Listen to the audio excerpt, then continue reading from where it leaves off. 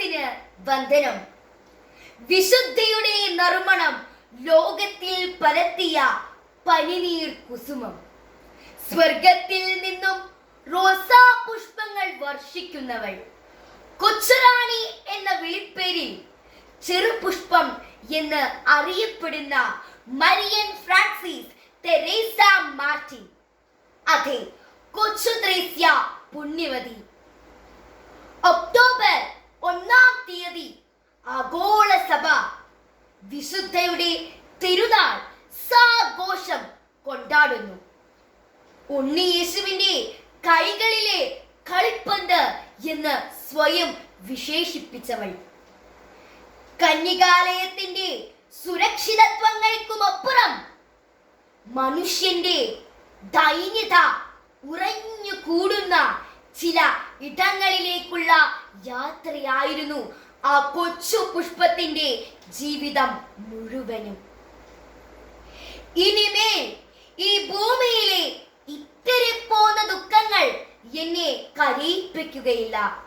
കാരണം മരുഭൂമികൾക്കുമപ്പുറം നീർച്ചാലുകളും തരിശു നിലത്തിന്റെ ഊശരതകൾക്കുമപ്പുറം ഉദ്യാന സമൃദ്ധിയും തന്റെ രോഗാവസ്ഥകളുടെ തിക്താനുഭവങ്ങളിലൂടെ വിശുദ്ധ കൊച്ചു ത്രേസ്യ അനുഭവിച്ചറിഞ്ഞതാണല്ലോ.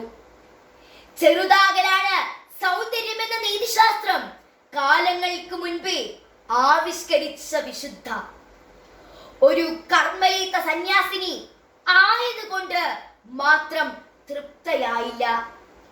ഒരു മിഷണറിയാവുക, യോദ്ധാവുക, എല്ലാ ഭൂഖണ്ഡങ്ങളിലും പോയി സുവിശേഷം പ്രസംഗിക്കുക. അങ്ങനെ എത്രയേറെ ആഗ്രഹങ്ങൾ ആ കൊച്ചു ത്രേസ്യയ്ക്ക് ഉണ്ടായിരുന്നു എന്ന് ജീവിത ചരിത്രമായ നവമാലികയിലൂടെ നമുക്ക് ബോധ്യമുള്ളതല്ലേ.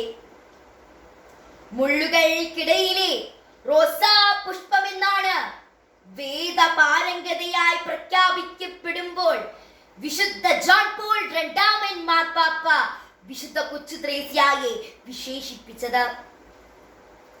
തിരിച്ചറിവില്ലാത്തതെന്ന് നമ്മൾ വിളിക്കുന്ന പ്രായത്തിൽ സന്യാസിനി മഠത്തിൽ ചേർന്ന് നല്ല പ്രായത്തിന് മുൻപ് എന്ന് ലോകം കരുതുന്ന സമയത്ത് ഇഹലോകവാസം വെടിഞ്ഞ ആ കൊച്ചു സന്യാസിനി ഇന്ന് ലോകത്തിന്റെ നെറുകയിൽ ദീപ്തി പരത്തുന്ന പ്രകാശ ഗോപുരമാണ്.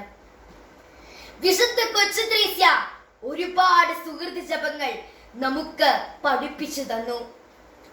അവൾ തന്റെ ദിവ്യനാഥനോട് ഇപ്രകാരം ചോദിക്കുന്നു: വാടുന്നതിനു മുമ്പ് അങ്ങനെ ഇരുത്തെടുത്താലും സ്വർഗത്തിൽ വാടാതെ നിൽക്കുവാൻ അങ്ങനെ കഴിയുമല്ലോ. അങ്ങനെ ഭൂമിയിൽ ഏൽപ്പിച്ച ദൗത്യം സ്വർഗത്തിൽ ഇരുന്നു കൊണ്ട് ഞാൻ തുടരും. അങ്ങനെ ഞാൻ വീണ്ടും ഭൂമിയിൽ ജീവിക്കും. സ്വർഗത്തിൽ ഇരുന്നു കൊണ്ട് ഞാൻ റോസാ പുഷ്പങ്ങൾ വർഷിക്കുമെന്ന വിശുദ്ധയുടെ വാക്കുകൾ ഇന്ന് നിറവേറിക്കൊണ്ടിരിക്കുകയാണ്. അതെ, ഇന്നും പ്രേക്ഷിതരുടെ മധ്യസ്ഥയായി ജനഹൃദയങ്ങളിൽ വിശുദ്ധ കൊച്ചു ത്രേസ്യ ജീവിക്കുന്നു. കൊച്ചു ത്രേസ്യയുടെ മാധ്യസ്ഥം വഴി റോസാ പുഷ്പങ്ങൾ ഓരോ മക്കളിലേക്കും അത്ഭുതങ്ങളായി വർഷിക്കപ്പെടുകയാണ്. ഈ ലോകത്തിന്റെ കാപട്യങ്ങൾക്ക് മുന്നിൽ വിശുദ്ധ കൊച്ചു ത്രേസ്യയെ പോലെ സഹനങ്ങളിലൂടെ വിശുദ്ധിയുടെ റോസാ പുഷ്പങ്ങളാകാൻ നമുക്കും പരിശ്രമിക്കാം. വിശുദ്ധ കൊച്ചു ത്രേസ്യയുടെ മാധ്യസ്ഥം നമ്മെ അതിന് സഹായിക്കട്ടെ. നന്ദി, നമസ്കാരം. ജയ് ക്രൈസ്റ്റ്.